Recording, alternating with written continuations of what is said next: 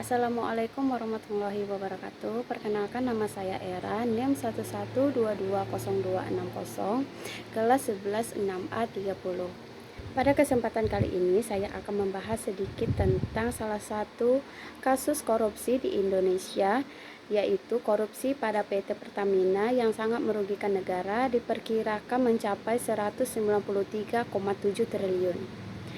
Sebelum kita membahas kasus tersebut, kita harus tahu apa definisi dari korupsi. Korupsi adalah penyalahgunaan kekuasaan atau jabatan untuk keuntungan pribadi, biasanya dengan cara seperti suap, penggelapan, atau manipulasi. Tindakan ini merugikan negara dan masyarakat. Menurut Kompas.com, Kejaksaan Agung menahan 7 tersangka dugaan korupsi tata kelola minyak mentah dan produk kilang pada PT Pertamina Subholding dan kontraktor kontrak kerjasama periode 2018 dan sampai 2023. Kasus dugaan korupsi tata kelola minyak mentah Pertamina diperkirakan merugikan negara hingga 193,7 triliun rupiah. Sebelumnya, penyidik pada Jampitsus Kejagung telah memeriksa sedikit 96 saksi dan 2 ahli terkait kasus tersebut. Sejauh ini, sebanyak 7 saksi diantaranya kini ditetapkan sebagai tersangka dan ditahan oleh Kejaksaan Agung. Bagaimana awal mula kasus korupsi Pertamina? Kasus ini bermula dari Peraturan Menteri Energi dan Sumber Daya Mineral atau ESDM nomor 42 tahun 2018 yang mewajibkan PT Pertamina untuk mengutamakan pasokan minyak bumi dari dalam negeri. Artinya pemenuhan kebutuhan minyak mentah di dalam negeri mesti dipasok dari dalam negeri. Begitu pula dengan kontraktornya yang harus berasal dari dalam negeri. Namun, penyidikan Kejagung menemukan bahwa tersangka RS, SDS, dan AP melakukan pengondisian dalam rapat optimalisasi hilir yang dijadikan dasar untuk menurunkan produksi kilang.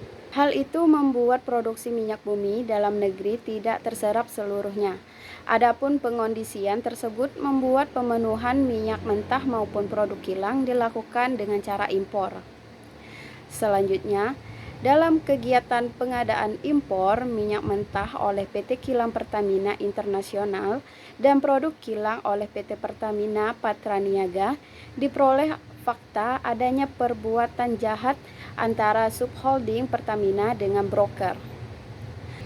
Para tersangka diduga mengincar keuntungan dengan memenangkan broker minyak mentah dan produk kilang secara melawan hukum. Terkait hal tersebut, penyidik Kejagung kemudian memeriksa sejumlah saksi dan ahli hingga akhirnya dapat menetapkan beberapa tersangka. Siapa saja tersangka kasus korupsi minyak mentah Pertamina? Berikut 7 tersangka dalam kasus dugaan korupsi tata kelola minyak mentah dan produk kilang periode 2018 sampai 2023. Yang pertama, Rifa Sihaan atau RS, Direktur Utama PT Pertamina Patraniaga. Selanjutnya ada SDS, Direktur Feedstock dan Produk Optimization PT Kilang Pertamina Internasional.